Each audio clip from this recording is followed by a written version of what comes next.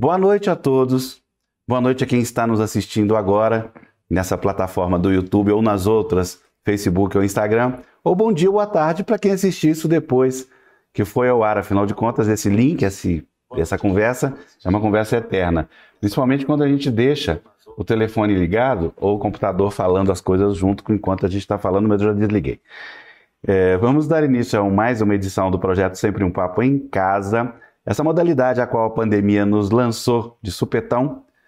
Todos pensávamos que ia durar 2, 3 meses e já leva 1 ano e 2 meses. O escritor e apresentador Afonso Borges está sentado em frente a uma estante repleta de livros e artigos de decoração. Hoje nós vamos falar sobre um livro que traz como alegria, né? Vamos dizer assim, né? Para levantar a história, textos das mais interessantes, modernas, inteligentes e maravilhosas escritoras negras brasileiras. Nós temos aqui 2 delas, deveríamos ter mais. Quantas, Júlio, que está no livro mesmo? 181. Tá bom. As outras 181 vão aparecer daqui a pouco, tá? Por enquanto, nós temos a Lara de Paula e a Dalva Maria, representando as outras 179, e o Júlio Ludemir, que fez a organização dessa espécie de monumento que se transformou esse livro. Eu fico muito feliz de estar colocando esse assunto na pauta, não só por todos os motivos óbvios da importância desse assunto ser segmentado na forma de um livro, é importante segmentar, tá?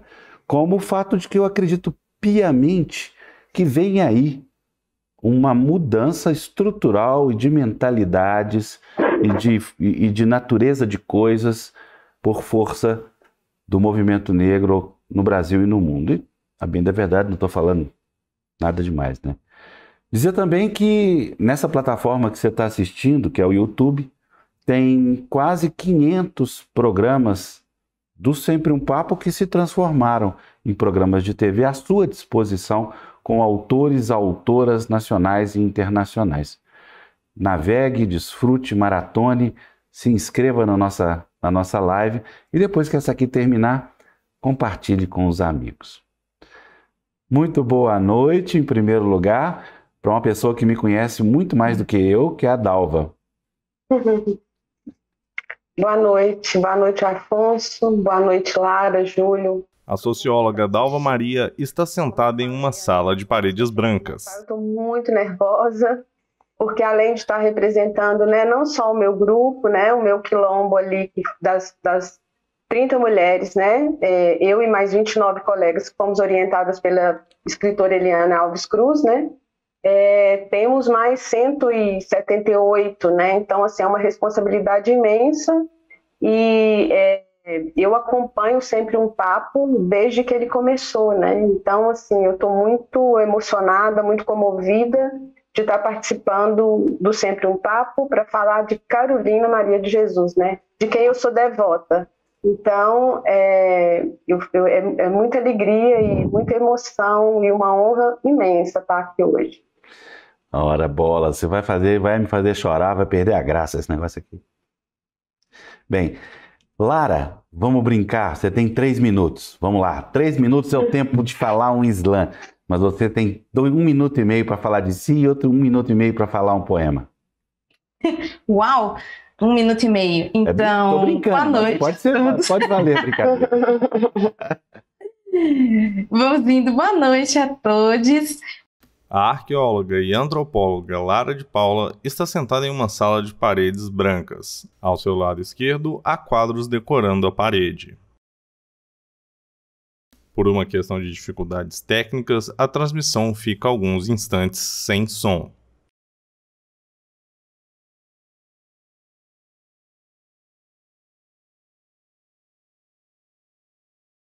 Do processo a partir das orientações do Itamar Vieira Júnior. Então, queria agradecer também a esse grande escritor, né, que nos brindou com pérolas de sabedoria durante esse período e que ganhou no ano passado o Prêmio Jabuti, né? Para mim foi uma alegria muito grande participar desse processo, em homenagem a Carolina Maria de Jesus, uma das minhas grandes inspirações, e também é uma honra estar aqui nesse momento dividindo ele com vocês. Já passei mensagem para ele falando que você falou mal dele agora aqui, ó, tá escrito. Ai, meu Deus. 1 minuto e meio pro Islã. Não, minto, 3. Tá. Às vezes eu temo escrever. Escrever se transforma em medo de eu não conseguir escapar de tantas construções coloniais. Nesse mundo, eu sou vista como um corpo que não pode produzir conhecimento, como um corpo sem lugar. Mas eu sei que enquanto eu escrevo, cada palavra que eu escolho será analisada e às vezes até invalidada. Então, por que eu escrevo? Eu preciso. Eu estou incorporada em uma história de silenciamentos impostos, vozes torturadas, línguas despedaçadas, idiomas forçados e falas interrompidas. Eu estou cercada de espaços brancos onde eu dificilmente posso entrar ou permanecer. Então, por que eu escrevo? Eu escrevo quase como uma obrigação para me encontrar. Enquanto eu escrevo, não sou o outro, mas o eu. Não o objeto, mas a sujeita. Eu me torno relatora e não a relatada. Eu me torno a extrema oposição do que o projeto colonial havia predestinado. Eu me torno eu. Esse poema não é meu, ele é da Grada Quilomba, mas eu achei que ele seria uma boa conversa, um bom entrecruzamento com o livro Carolina. Maravilhoso, maravilhoso. Júlio Ludemir, em primeiro lugar, eu venho aqui me penitenciar. Você já deveria ter participado do Sempre um Papo em todos os seus livros, já são 4, né? Então fica aí antecipadamente o convite para um bate-papo só entre eu e você, falando do seu livro, dos seus livros, do seu trabalho. Muito obrigado pela sua presença conosco. Sou obrigado a fazer uma reverência ao nosso querido Écio. Eu estava brincando antes de começar a live, eu bati o telefone no número no meu catálogo de endereço e flup, veio ele e a gente conversou e esteve durante tantas situações na vida que eu fico transferindo esse meu amor, essa minha sensação dele para você, e eu sei que ele foi para você um amigo de vida inteira. Então eu queria te passar a palavra para você falar sobre o livro e quem sabe um pouco sobre o Écio. Boa noite. Boa noite. Em primeiro lugar, obrigado pelo convite. É uma honra estar aqui. O roteirista e produtor cultural Júlio Ludemir está sentado em uma ampla sala. Ao fundo, há um biombo que divide o espaço. Os cabelos brancos são mais evidentes do que... Então, o meu cabelo não nega, né, que eu sei dessa história aqui há bastante tempo. O Écio, enquanto você falava, eu me recordava de um dos legados aqui, de uma das tarefas, uma das missões que eu tenho. Ele deixou uma biografia de uma pessoa mineira, inclusive, que possivelmente pautaria essa conversa. Eu não sei o quanto você gosta de futebol e o quanto você sabe quem foi o Pai Santana. Que é o único massagista que se tornou, que ganhou um espaço nas arquibancadas, que ganhou um espaço de idolatria de uma torcida, que é a torcida do Vasco da Gama, que fala para um Rio de Janeiro muito particular, que era o Rio de Janeiro do Écio. O Écio era um cara da boa conversa, você desfrutou dessas boas conversas, era um cara da cerveja, era um cara das relações, era um cara da macumba, ele era um cara eu te chamaria de cacique de Ramos, ele era mais subúrbio nessas diferentes categorias dentro do Rio de Janeiro do que favela ou periferia. A periferia do Rio seria mais Baixada Fluminense, favelas se espalham por todos os lugares do Rio de Janeiro, inclusive Ipanema, Copacabana, etc. e tal. E existe o subúrbio, aquela zona norte, da qual ele é um grande símbolo. E ele deixa essa reflexão sobre um Rio de Janeiro negro, um Brasil negro, a partir da história do pai Santana. Eu não sei o quantas pessoas que estão aqui nos vendo e nos ouvindo conseguem entender quem é ele, para além da torcida do Vasco da Gama. Ele era o grande massagista e ele fazia uns serviços espirituais no meio do jogo. Então tem toda inclusive um Brasil migrante, porque ele é mineiro e foi para o Rio de Janeiro fazer a vida lá. E eu tenho como uma das missões na vida tornar essa biografia, que ele não a colocou em público porque ele era um perfeccionista. Um dos meus problemas de relação com o Écio, inclusive, é porque cada texto dele era um negócio assim, burilado, e eu tenho um pouco da escola do jornalismo, que me permite soltar mais os textos, mais os livros do que ele. E ele, por conta desse excesso de zelo, terminou deixando para ser publicado depois. Então, mas eu tenho que também tocar a FLUP, que é um projeto que eu levantei com ele. A gente está na 10ª edição. A FLUP ela é sempre precedida de processos de formação. Ela tem duas principais características. Uma característica de acontecer em ambientes periféricos, mas ela tem uma segunda característica de ser precedida por um processo de formação. No ano passado, a gente dedicou o processo de formação aos 60 anos do Quarto de Despejo, de Carolina Maria de Jesus.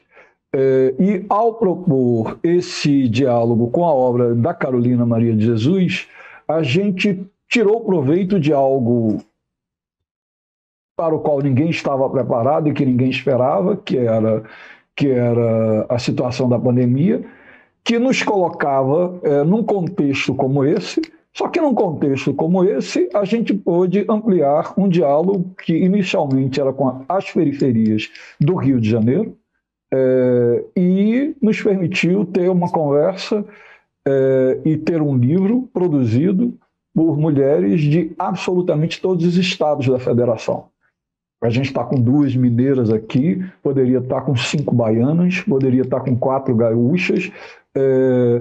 Não sei, e aí acho que nesse sentido as duas falarem dos verdadeiros quilombos que se formaram nessas relações que eram intergeracionais, que eram interregionais, que tinham diversos recortes nesse encontro que a gente conseguiu organizar. Nesse diálogo, nessa escuta, eram mulheres que o tempo inteiro se escutavam e tinham prazer de uma se ver na outra, e tinham 2 ou 3 características a mais que eu vou falar aqui rapidamente, porque eu acho que aqui eu estou mais para escutar do que para falar. Houve 500 inscrições. Dessas 500 inscrições a gente mediu, eram 40% de concurso superior completo, 38% representados aqui ou com mestrado ou doutorado, as duas aqui, uma está fazendo doutorado, a outra já é doutora, e os outros 20% eram de pessoas que estavam na universidade. Ou seja, a gente lidou com uma geração de intelectuais, de universitárias negras, e que, por isso, se tornaram artistas, se tornaram tudo o mais, reinventando, para além do espaço acadêmico, como aconteceu nos últimos 15 anos, desde que começaram as ações afirmativas, todos os espaços, inclusive esse espaço. Não existe um futuro do debate literário, das ideias intelectuais, político no Brasil, sem a presença das pessoas negras e, fundamentalmente, de um poderosíssimo e articuladíssimo feminismo negro. Acho que o livro ele consegue encadernar, né, essas narrativas, e acho que a importância que ele tem é por elas e por alguma sensibilidade que a Flup teve no sentido de entender que elas existiam. Acho agora melhor elas falarem. Maravilha. Maravilha, Júlio. Obrigado pela lembrança do Écio, obrigado pela referência. Informo também que o livro teve como orientadoras e orientadores de formação a Ana Paula Lisboa, Cristiane Costa, Eduardo Coelho, Eliana Alves Cruz, no caso de vocês, Fred Coelho, Itamar Vieira Júnior, que eu já passei uma mensagem dizendo que nós estamos falando mal dele aqui, Milena Brito, com a organização do Júlio. Eu informo também que, por razões pessoais, infelizmente, a Ana Paula não pôde estar conosco, como foi anunciado. Bem, a palavra agora é a da Dalva, que vai fazer uma palestra de aproximadamente 45 minutos. Dalva, fala um pouco de você, do seu trabalho e como você se inseriu nesse projeto. Então, eu sou, como diz a nossa conterrânea, que eu sei que você é fã também, né, a Adélia, eu sou uma mulher do povo, mãe de filho, né, tentando ser um pouco Adélia, né, e sempre, sou do interior de Minas, né, sou de Baldim, não sei se você conhece, ali na região da Serra do Cipó. Adoro ostentar que Guimarães Rosa passou por lá, né? No conto Duelo de Sagarana, ele fala de Baldim e da região. E sempre tive uma relação muito estreita com a literatura, desde que me alfabetizei, passava as tardes na biblioteca em Baldim lendo. E depois fui, né, aperfeiçoando, li muita história em quadrinho, muita fotonovela, aqueles romances de banca, de revista. Meu irmão tinha uma coleção de livros de bolso de faroeste. Então, assim, eu li muito, né? Mas minha mãe não foi alfabetizada, né? Meus pais eram trabalhadores rurais, sem terra, e minha mãe tinha muito medo do que a gente lia. Às vezes a gente tinha que ler escondido da mamãe, porque ela ficava com medo da gente estar lendo pornografia, né? E é interessante, Afonso, porque um dia, já morando em Belo Horizonte, eu e minha irmã, a gente não gostava muito de assistir TV, a gente estava no quarto com a mamãe e a gente estava lendo. E aí a gente resolveu ler um trecho do livro que a gente estava lendo. E isso foi mais ou menos há uns 30 anos atrás. A gente estava lendo Cartas da Prisão do Frei Beto. E quando a mamãe ouviu uma das cartas, ela tomou foi um assombro tão grande, ela falou, mas é isso que vocês ficam lendo? E nunca mais ela pegou no nosso pé, né? E eu acho que o Paulo Freire fala isso muito bem na Pedagogia do Oprimido, né? A pior exclusão, né? Essa exclusão é o analfabetismo, né? Você tirar do outro esse direito à palavra, né? Então eu acho extremamente simbólico eu, que sou uma filha de uma mulher que não foi alfabetizada, né? Ser tocada, ser afetada por uma escrita de uma outra mulher negra que só teve acesso à educação formal por 2 anos, né? Mas que, como diz Conceição Evaristo, inclusive na 4ª capa do livro, né, Carolinas, a Carolina inaugura, né, uma linhagem matricial, né? Ela inaugura ela fala que vários autores, né, inauguram linhagens na literatura, né, influenciam gerações, e que Carolina também inaugurou, né, ela inaugura uma linhagem de mulheres negras periféricas que também se assumem escritoras, né, e aí, assim, é desse lugar que eu venho, assim, desse caldeirão, né, uma mulher do interior, apaixonada pela literatura, que de repente também descobriu na escrita, né? Como a própria Adélia fala, e que eu adoro, né? Assim, a escrita para mim surgiu como uma possibilidade de respirar melhor, né? A Adélia fala, ao procurar palavras para narrar a minha angústia, eu já respiro melhor. E foi para respirar melhor que eu comecei a escrever, né? E aí, ano passado, surgiu abriram as inscrições e eu enlouqueci, porque eu sou devota de Carolina, e eu falei, gente, eu já namorava a FLUP, né, à distância. Eu falava, gente, eu preciso participar da FLUP um dia, tenho que me organizar para ir para o Rio.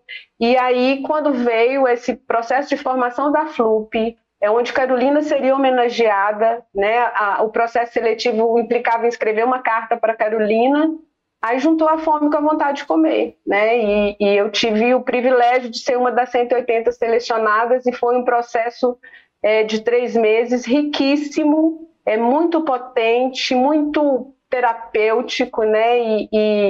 E assim, eu acho extremamente simbólico também, inclusive, né? Um programa que já entrevistou o Nobel de Literatura como Saramago, né, como eu te falava antes da gente conversar, que eu tive inclusive a oportunidade de assistir o Saramago, né? Eu lembro de uma vez que eu vi, foi com o Amir Klink, e eu lembro do Amir Klink tirou os sapatos, não sei se você lembra disso, ele tirou os sapatos, ele não sentou, ele ficou em pé, porque eu acho que era o jeito que ele sentia mais à vontade, encostado na mesa e descalço no palco do Palácio das Artes. E aí, quando eu lembro, né, que você já entrevistou a Adélia dezenas de vezes, já entrevistou Leonardo Boff, Frei Beto, Rosemarie Muraro, e aí eu vejo que hoje eu estou aqui, eu e Lara, né?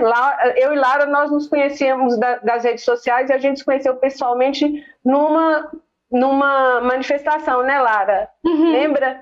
Que contra o golpe, inclusive. Então, assim, eu acho extremamente simbólico um programa de 35 anos, que já entrevistou um Nobel de Literatura, está entrevistando hoje 2 escritoras negras periféricas que escreveram em homenagem a Carolina Maria de Jesus. Olha, eu agradeço, mas quem se sente honrado sou eu. Fico cumprindo a minha parte. Isso aqui é importante. Eu acho, inclusive, que isso... Desculpa, você falou para eu fazer uma palestra. Eu acho, inclusive, que isso é sinal de que tem alguma coisa acontecendo, sabe? Eu acho que essa revolução que a FLUP chamou uma revolução chamada Carolina é uma revolução que está em curso e que não tem golpe nenhum que consegue barrar isso, sabe? Pronto, fechei, parei, encerrei minha palestra. A gente vai voltar em você. Lara, por favor, fale para nós sobre a sua experiência de inserção nesse projeto e fale também do seu texto, por favor. Com certeza. Bom, eu sou arqueóloga de formação, né? Estou atualmente fazendo doutorado na UFMG e eu costumo falar que eu sou arqueóloga nas horas vagas, poeta em tempo integral. Da parte da arqueologia, nós dois aqui, eu e o Júlio, estamos à sua disposição. Agradeço muito. Na arqueologia, a gente trabalha muito com textos, mas não tanto com a beleza poética das coisas, né? E dentro da minha pesquisa de mestrado, eu iniciei um curso de pesquisa para fazer uma proposta para dentro da arqueologia, que era a arqueopoesia, a junção desses 2 universos, né, e a inserção da linguagem poética enquanto metodologia mesmo dentro da arqueologia. Isso me aproximou muito da literatura, né, porque a poesia é a lente pela qual eu vejo o mundo, mas ainda assim eu tinha um pouco de resistência de trazer isso para dentro da ciência, né? Porque eu também sou da região metropolitana de Belo Horizonte, né? Então eu sou de 7 Lagoas. A minha trajetória foi ter que mudar para uma cidade grande para poder estar dentro da universidade enquanto uma pessoa negra. Eu tive muitas experiências dentro desse espaço que não foi feito para mim, né? Ele estava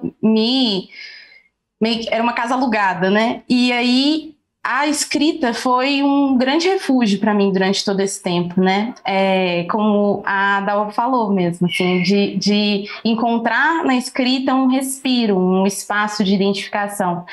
Dentro desse espaço, eu achei o Preta Poeta, que era um projeto que acontecia dentro da Universidade Federal de Minas Gerais, idealizado pela Júlia Elisa, onde mulheres negras se encontravam para poder partilhar suas experiências, para poder ler os seus próprios escritos, e assim eu comecei a escrever poeticamente e me encontrar enquanto escritora.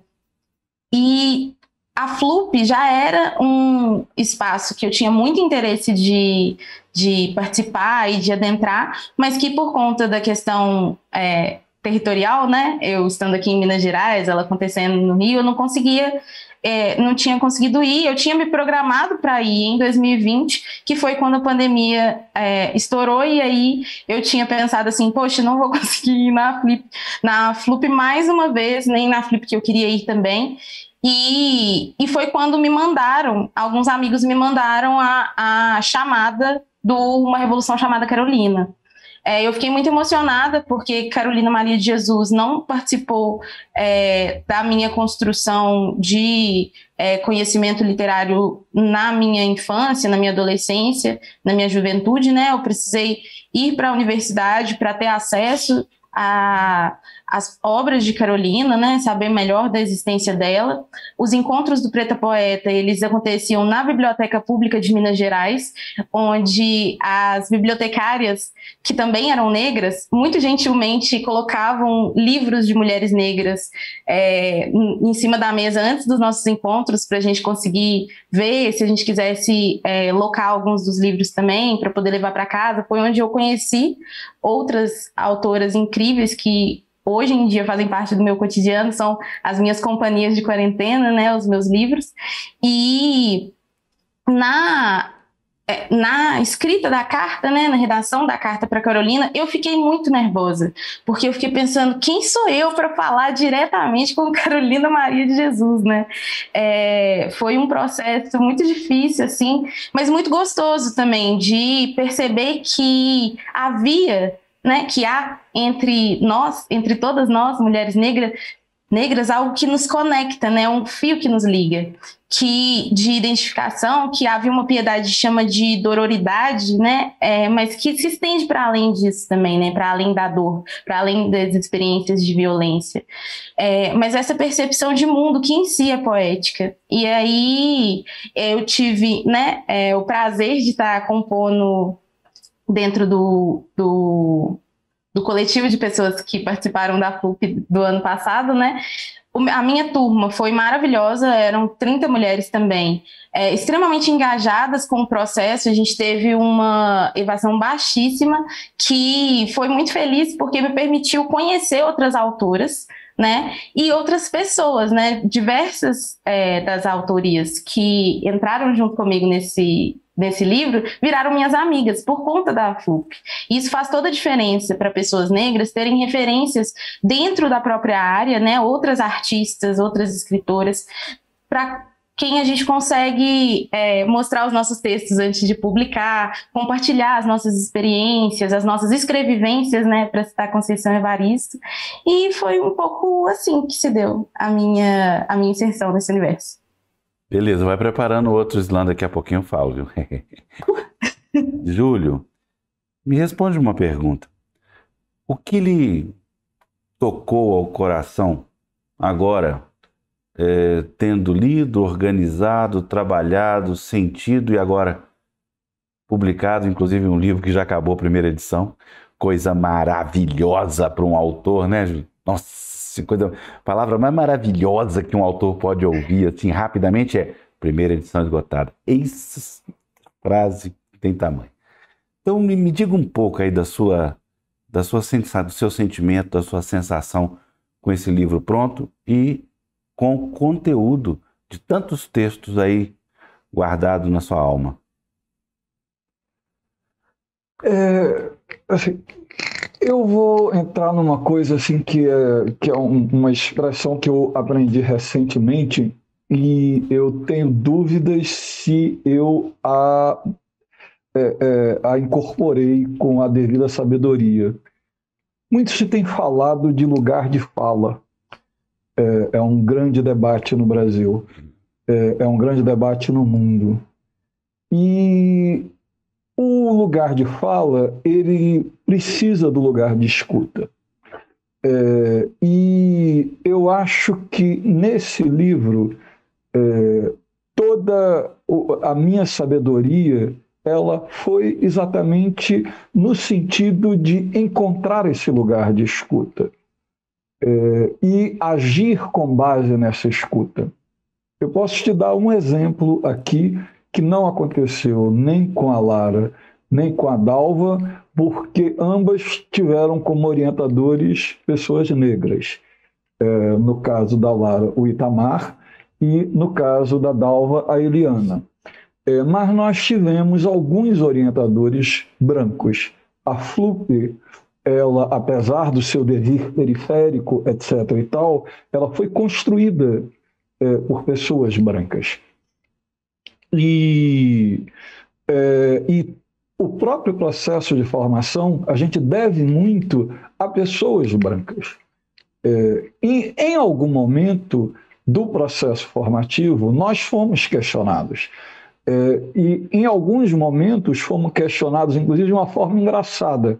Uma menina do grupo do Alexandre Faria, que era um dos orientadores, amigo, o mais longevo amigo do Écio, que cresceu na periferia do Rio de Janeiro, etc. e tal.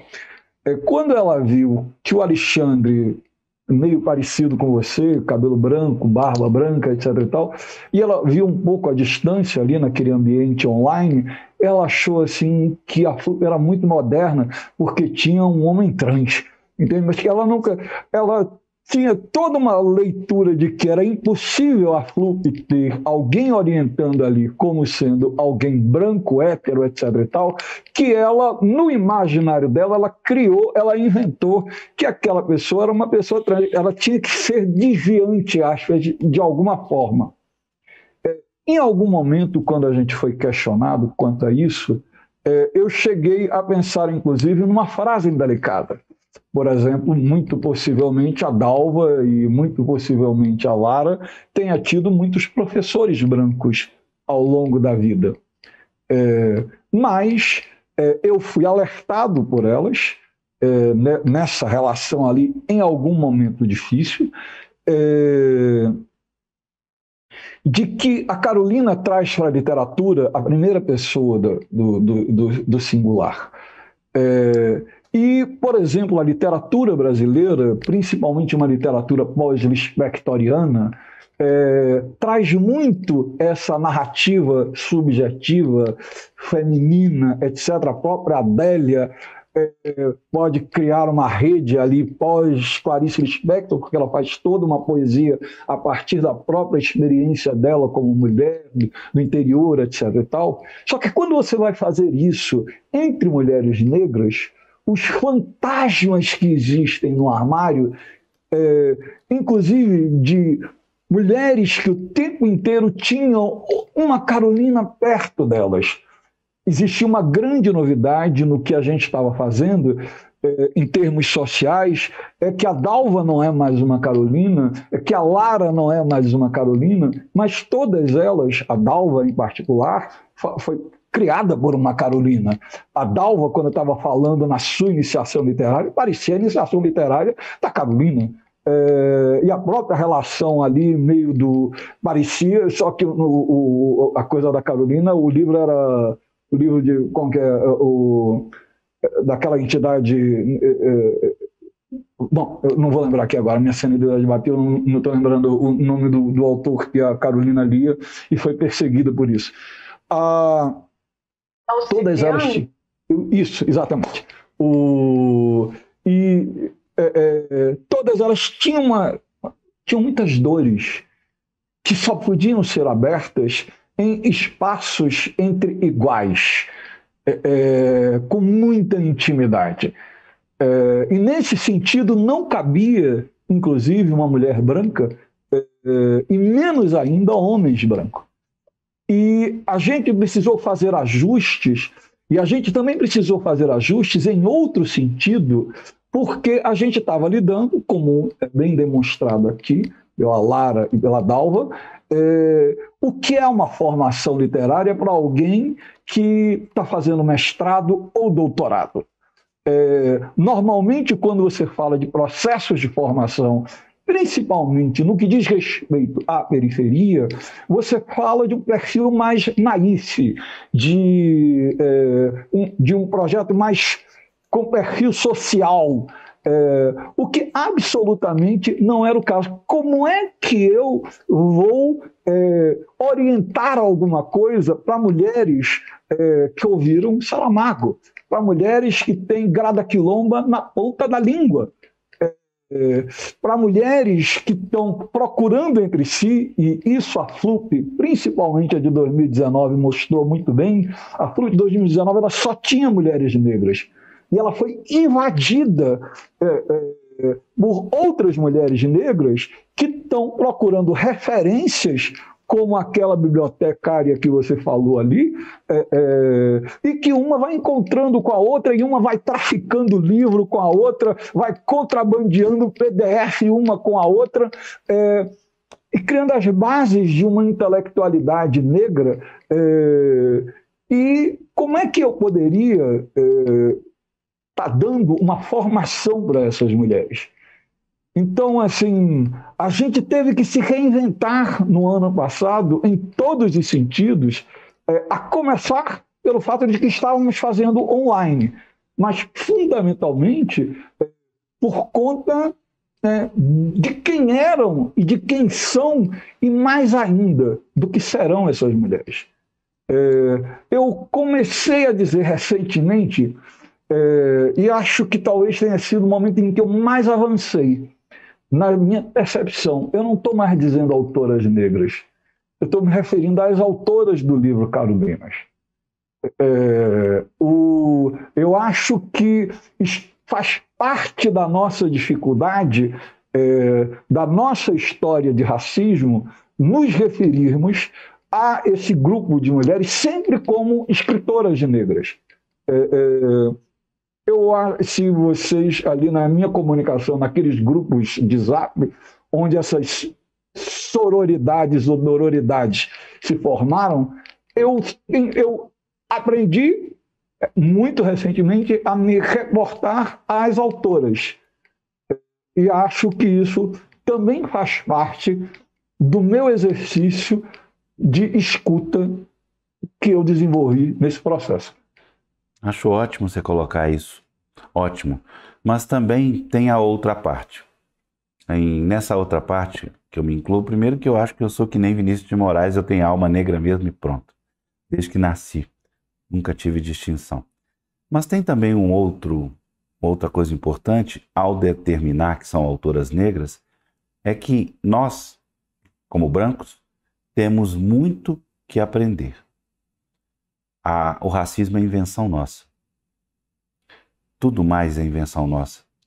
E eu não estou falando não só de culpa e redenção, estou falando de aprendizado. Então um livro como esse nos ensina. Esse é um ponto importante a destacar da sua fala. Dalva, fala um pouco mais sobre o seu texto e sobre a sua participação. Assim, é difícil não ficar afetada, né, ouvindo essa conversa. E são muitos gatilhos, né, que vão sendo acionados. Eu tenho... A minha vida inteira eu li autores brancos, né, brancos e autoras brancas, e o cânone, né.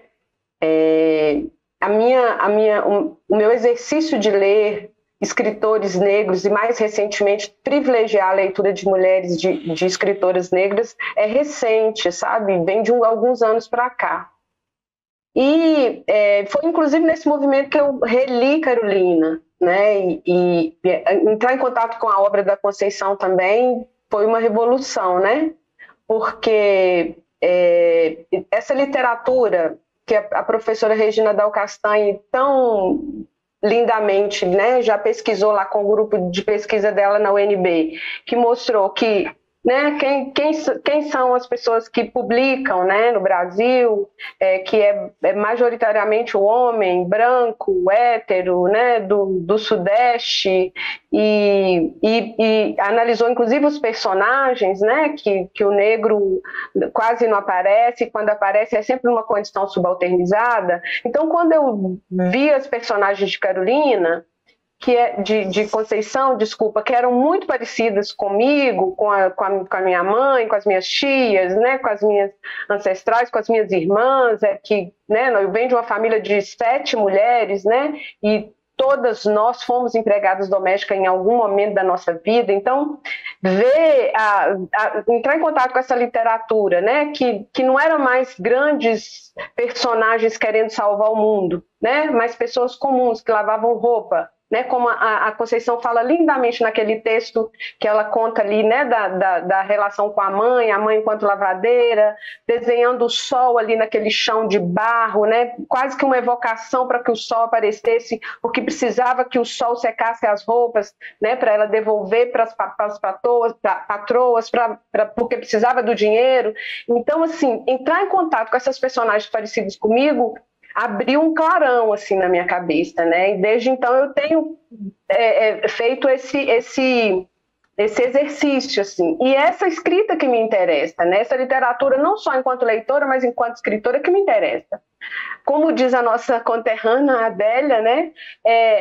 As mulheres comuns, né? Que não têm um nome no livro, mas que sustentam os pilares do mundo, né? Então, assim, o meu texto foi meio que uma homenagem, né, a minha mãe, né, que eu falo, inclusive, que foi a primeira feminista que eu conheci, né, que embora não tenha sido alfabetizada, né, embora não teorizasse a respeito do feminismo, assim como Carolina, né, Carolina não teorizou sobre o feminismo, mas Carolina, a postura dela de insubmissão, sabe, era de afrontamento, era de uma mulher feminista, assim como minha mãe. E aí foi uma homenagem que eu fiz à minha mãe, né? Esse texto que saiu no livro, né? Que era um dia de sábado, né? Porque a minha mãe vem, né, da zona rural, mas era uma mulher que tinha fome de beleza, né? Então, assim, desde buscar o barro no córrego para passar na parede ali onde a fumaça do fogão a lenha empretecia, né? E ela queria aquela parede sempre branquinha, e era uma luta inglória, porque, imagina, quase que todo dia ela tinha que passar, ela morou de casa de chão batido, e ela passava o barro no chão, né? O chão de terra batida tinha que estar liso e branco, né? As prateleiras eram forrinhos que ela mesma bordava, as vasilhas eram muito areadas, né? E areadas com bucha vegetal e com uma areia que buscava no córrego. Então, assim, ela não estendia as roupas do mesmo jeito no varal, tinha toda uma estética, sabe? Em tons degradês. E eu via naquele gesto da minha mãe uma fome de beleza, sabe? Era quase que um jeito também de fabular, de construir história, né? Uma mulher que não lia as letras, né? Mas que lia o mundo, né? Lia aquele mundo que estava próximo dela. Então, essa possibilidade, né, de fazer essa homenagem, né? Essa Carolina, né, que estava próxima de mim e que de alguma forma, né, dialogava com a própria Carolina Maria de Jesus, né? A minha mãe foi empregada doméstica ainda criança, inclusive em Sete Lagoas, Lara. E ela contava que a patroa deu para ela um prato de comida azeda, né? E a gente sabe que isso acontece até hoje, né? A gente vive aí vendo, né? São inúmeros os casos de mulheres negras em situação análoga à escravidão sendo libertadas, né? E muito recentemente. E a minha mãe ali, naquele dia, ela jurou que nunca mais ela teria patrão na vida dela, e ela não teve, né? Então ela criou 10 filhos, e ela criou 10 filhos fazendo tapete de retalho, fazendo sabão caseiro e muito próximo de como Carolina era, né? Carolina tentou, inclusive, ser empregada doméstica. Carolina tentou ser doméstica, né? Ela queimava comida às vezes, lendo, né? Porque ela tinha uma fome de uma necessidade existencial, não só da escrita como da leitura, né? Primeira página de Quarto de Despejo, ela fala: estava indisposta e fui ler um conto, né? Aí na hora que eu fui ler o segundo conto, meu filho me chamou. Né? Eu não estava me sentindo bem, sentei no sol e fui ler, né? Ela conta, inclusive, que quando ela, em trabalho de parto, ela lendo, né? Ela levou as revistas ali que ela achava no lixo para o hospital, e que o enfermeiro falou com ela: olha, eu nunca vi nenhuma mulher sentindo dor de parto e lendo, assim, né? Ou seja, essa fome, né, de uma coisa para além dessa materialidade, né? Essa fome de existencial que Carolina tinha, minha mãe também tinha. Né? Eu acho que eu também tenho, e é nisso, foi esse exercício assim, que eu tentei colocar no texto que saiu no livro. Deixa eu parar, senão vira outra palestra. Maravilhosa, Dalma. Lara, faz um transporte para mim desse universo que até certo ponto nos inspira, da Carolina, e a sua arte. Ah, claro. Bom, eu fico muito emocionada com as falas da Dalva, porque eu sou uma grande fã do trabalho da Dalva, né? E o meu texto, ele foi construído dentro desse contexto pandêmico, né? Mas teve uma situação que foi crucial para a minha produção, que foi uma catástrofe também, que foi um incêndio no Museu de História Natural da UFMG, que aconteceu em 15 de junho do ano passado. Eu, enquanto arqueóloga, participei do resgate, né, das cinzas, do que sobrou nesse museu, e eu, ao mesmo tempo, estava fazendo as reuniões de orientação do Itamar. Então, o meu texto dentro do Carolinas, ele é uma carta de Luzia para Carolina Maria de Jesus, que eu fiz também muito cheia de dedos, porque são duas figuras que eu absolutamente não conheci pessoalmente, mas que permeiam muito o meu imaginário e os meus almejos, assim, né? Luzia, o fóssil de 12.000 anos que estava no Museu Nacional, né, que também pegou fogo e tinha pegado fogo 1 ano ou 2 anos antes. E aí eu comecei na verdade, sonhar com essa possibilidade, sabe? Desse encontro dessas duas figuras que são emblemáticas para pessoas negras, ainda que não se tenham o contato com essas histórias, né? Uma mulher que foi identificada enquanto negra, né? Com os traços fenotípicos a partir das pesquisas, né? E uma outra mulher negra que também abre portas, né? Que começa caminhadas. E aí eu comecei a pensar nessa encruzilhada, né? Que a FLUP para mim foi uma grande encruzilhada, né? Me permitiu encontrar pessoas que eu não encontraria, mas dentro da ótica, e aí eu comecei a tentar pensar como que eu consigo transpor os aprendizados de Carolina, né? E contrapor numa personagem, né? Num eu lírico que é uma personagem que viveu 12.000 anos atrás, né?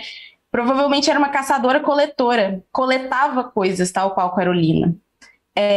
Pensei na importância das folhas, né? As folhas de papel para Carolina, mas as folhas do mundo, né? Que também eram importantes para Carolina, né? Que são muito importantes para o povo preto, né? Sem folha não tem orixá. Sem folha a gente também não tem diversos nos nossos saberes tradicionais.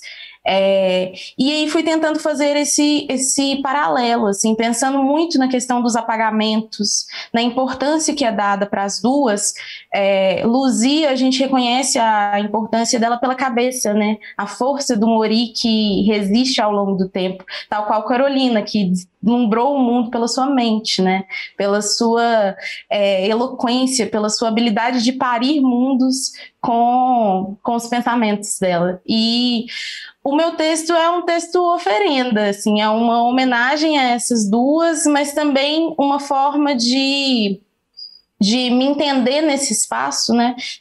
Conversando com os mortos, me inspirando nas mais velhas, me inspirando nelas, mas reconhecendo que é importante que a gente observe o nosso lugar de mulheres negras vivas, escritoras, tradutoras de outras histórias, né? Para pessoas que ainda vão vir, para outras mulheres negras que a gente espera que estejam no mundo e que em espaços que recebam melhor e com mais justiça e veemência as trajetórias e as narrativas que a gente quer contar. Lindo, que lindo isso. Sou forçada a dizer. Tem um slamzinho rapidinho? Tem, claro, com certeza. É uma poesia minha. Oba. Hoje eu vou ler o que eu quiser. Não vai ser o mais bonito, não vai ser o que você mais gosta, não vai ser o que mais interessa aos espectadores. Hoje só tem escrita fria. Tentei e não saiu uma linha rica. Eu fiquei sem dormir e me frustrei escrevendo. E saiu só isso. Esse texto é inconclusivo. Ele não veio para me agradar, ele me incomoda. Ele emana dos meus poros como uma revolução interna, me dizendo que o meu corpo se recusa a produzir algo de bom só porque eu espero dele peixes gordos em cardume e cheiro de maresia. Hoje a barraca tá fechada, eu não abri a peixaria. Hoje só tem ninharia. E não pense que eu tô amarrando mixaria, não é isso. É que nem só de grandes obras vive a poeta ou a poesia. Gente, vamos dar aqui uma olhadinha no YouTube e agradecer o pessoal que está aqui no chat. Ana Carolina, Tônio Caetano, o pessoal do Bazar do Tempo presente aqui com o livro, informando que a primeira edição acabou, mas virá a segunda, que é a segunda melhor coisa que o autor pode saber. A primeira é que acabou a primeira edição, a segunda é que estão avisando que vem a segunda. A Maria Leôncio, parabéns a todos. Maria Valéria Rezende, querida, saudade, Júlio, Maria Rezende. Maria Valéria falou para você, fiquei com inveja, falou para mim não. Zé Faleiro, meu amor, Sabrina, José Medeiros, lá de Hangzhou, na China, professor de português na China, querido. Muito obrigado por estar conosco, Zé. Daiana Souza Andrade, muito bonito ver o Júlio falando sobre como o entendimento do que é o trabalho da FLUP evoluiu. A Verusca Azevedo, Viva Carolina, Hernani Getirana Lima, encontra um ponto para a Carolina, Daiana de novo, Sabrina, Vânia, Andréa Matos e o Itamar que entrou, mas não falou nada. Mas ele está assistindo. Itamar está assistindo. Júlio, tem uma pergunta... Cissa Fittipaldi, querida. Muito obrigado por estar conosco. Júlio, tem uma pergunta muito importante para te fazer agora. O que você está pensando, Júlio? Cara, eu estava pensando exatamente no Itamar agora. Eu estava pensando, para poder explicar um pouco o processo das duas, o Itamar ele propôs o livro, cada um dos orientadores teve autonomia para propor o livro que desenvolveria junto com as suas pupilas, e havia um pacto que nenhum deles cumpriu, inclusive o senhor Itamar, que era de ter no máximo 50 páginas para cada um desses 8 livros que compõem, todos eles roubaram, todos eles foram e virou esse tesouro extraordinário. E ele propôs cartas carolinhas, amarelinhas. E a partir da ideia de que a fome é amarela, e eu, pelo que eu entendi, pelo que eu acompanhei, o título foi sugerido pelas mulheres. Foi.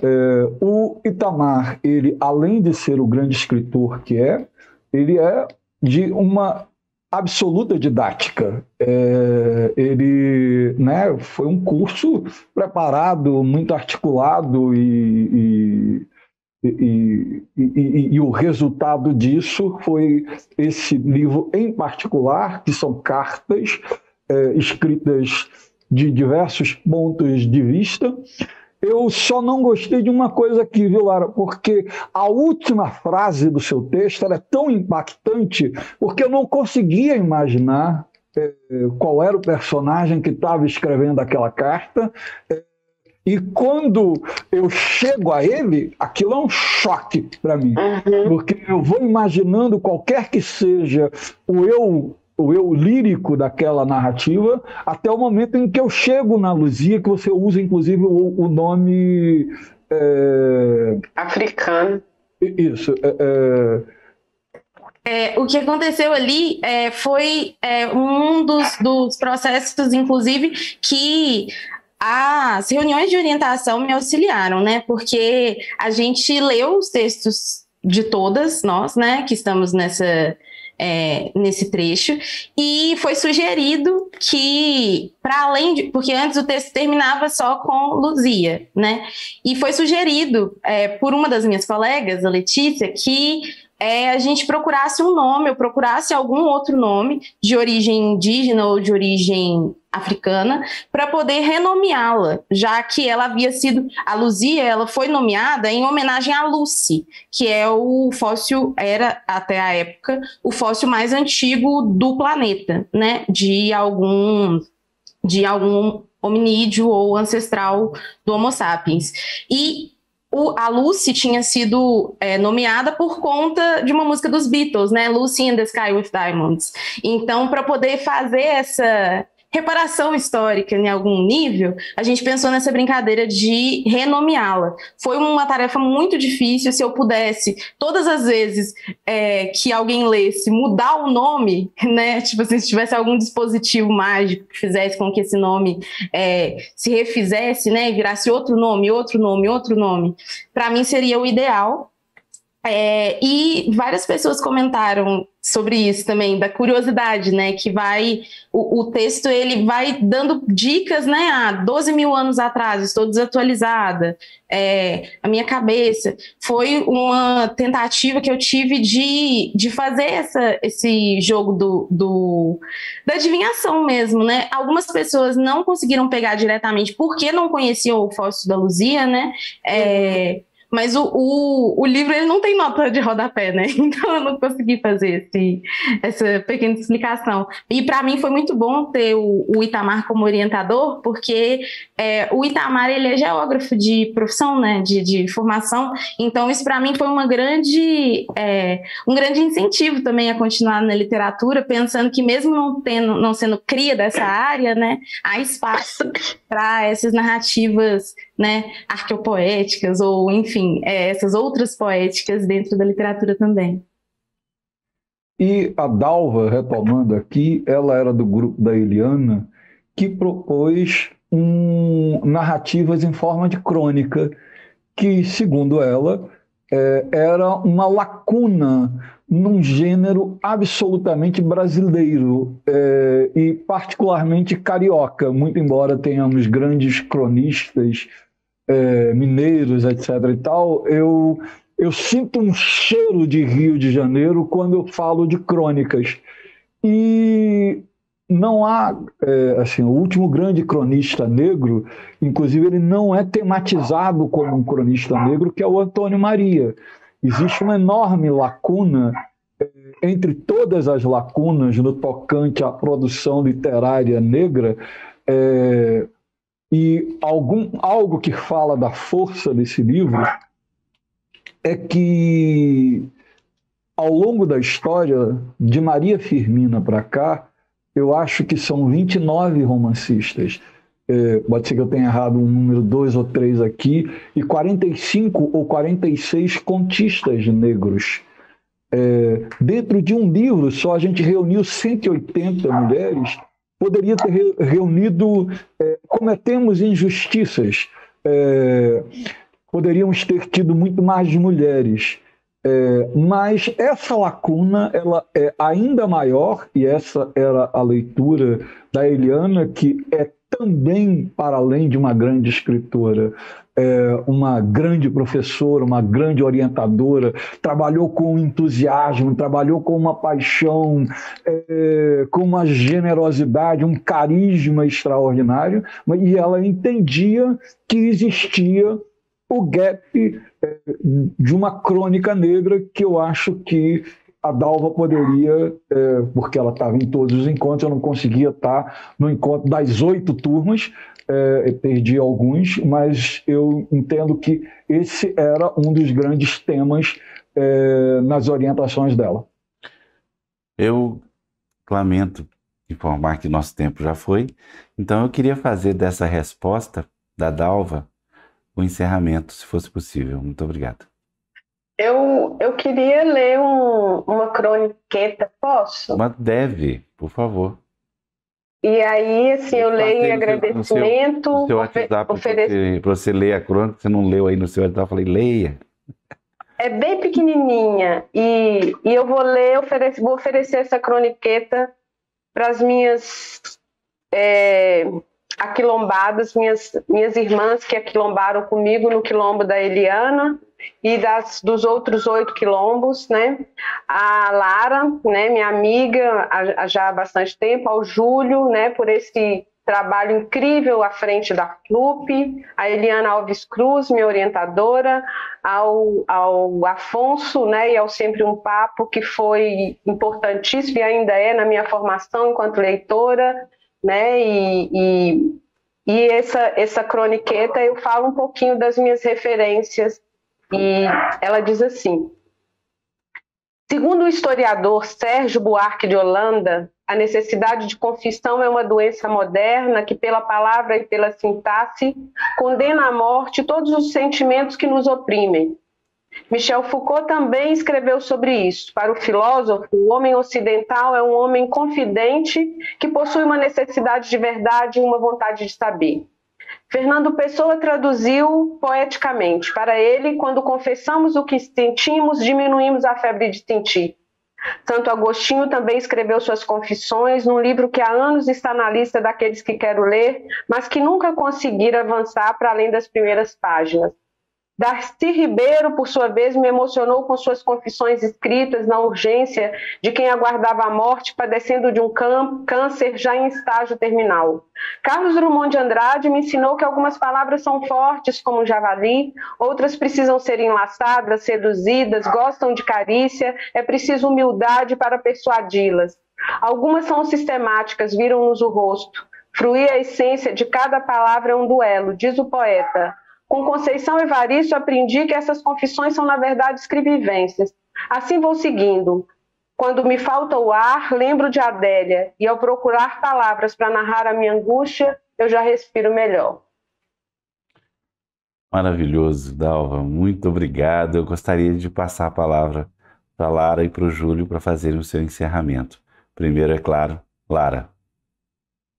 Eu gostaria de agradecer a vocês. Para mim foi um encontro muito precioso poder ouvir todos vocês, compartilhar um pouco de como que foi o processo. A FLUP mudou a minha forma de escrever, mudou a minha forma de enxergar a escrita, e eu tenho certeza que isso foi uma realidade para todas as outras 180 mulheres que estão dentro do livro. E as outras também que passaram pelo processo de formação, mas também não foram publicadas. Queria, então, também terminar com uma leitura em agradecimento. Esse eu não vou declamar, mas que eu tenho lido, que também é o poema que encerra a minha dissertação. Acendo um incenso e uma vela para começar a escrever. Pela metade já estão outras milhares de escritas, entre artigos, teses, poesias, mas o princípio me encanta, então abro outra linha, que se cruzará depois com as demais rendas minhas, a formar a teia que somos nós. Enquanto o fogo queima o pavio e a cera derrete, se transformando em líquido, vão se liquidificando comigo todos os meus pensamentos, fogo queimando fora e dentro. É preciso muita coisa para começar uma escrita, para continuar mais ainda. Terminar, então, nem me diga. É preciso fôlego, teimosia, amor pela liberdade, um incenso e uma vela e companhia. Muito obrigada, gente. Júlio, por favor, seu encerramento. Essas mulheres fizeram diversas coisas, entre outras coisas, elas recriaram um lugar para Carolina Maria de Jesus no panteão da literatura brasileira. Toda a leitura que foi feita por elas, todo o debate sobre o que é o legado da Carolina, não é mais apenas, ainda que ela seja de uma mãe solo que vivia nas ruas catando coisas para levar comida para as crianças. É uma Carolina escritora, é uma Carolina narradora, é uma Carolina que produziu uma obra altamente relevante, deixou 6.000 páginas, que está sendo publicado agora pela Companhia das Letras, nada menos do que a Companhia das Letras. Existe uma exposição sendo organizada, prestes a abrir no Instituto Moreira Salles.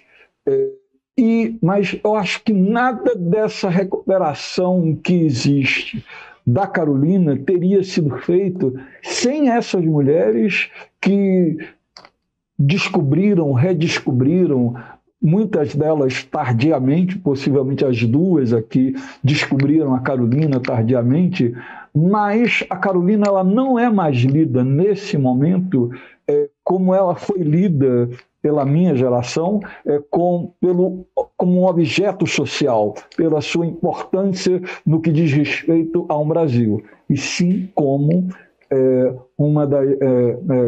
como acho que a Dalva lembrou aqui, e como a Conceição colocou na contracapa do livro, como alguém que cria uma nova maneira de produzir literatura que influencia mulheres não apenas no Brasil, nas Américas e possivelmente no mundo. Acho que isso é também uma das conquistas que a FLUP conseguiu conseguiu mapear ela, e eu terminaria agradecendo, inclusive, o seu curador, cuja biografia sobre a Carolina eu li enquanto estava no processo de curadoria, que é o Tom. Inclusive, foi ele quem me lembrou a expressão revolução chamada Carolina. Eu devo a ele como é que se diz? Essa expressão que está no livro dele, mas ele também lembrou enquanto a gente estava fazendo algumas trocas, obviamente. Qualquer coisa que se vá fazer sobre a Carolina Maria de Jesus tem que passar pelo senhor Tom Farias, que acho que está nesse processo de transformar a Carolina na patrona da próxima Folia Araxá. Então, e para além disso, agradecer o espaço, a troca, a generosidade de todos aqui presentes. Eu agradeço a vocês, foi uma honra, foi uma alegria. Dalva, muitíssimo obrigado pelas suas palavras tocantes. Lara, eu quero ouvir mais os seus slams. Júlio, obrigado pela lembrança querida do Écio, vai ser sempre uma referência na nossa vida. Agradeço em especial também a Ana Cecília Impelisieri, querida editora do Bazar do Tempo, parceira de deste e muitos outros eventos. Muito obrigado, uma ótima noite para todos. Fiquem seguros, usem máscara. Vai passar, vai durar, mas vai passar.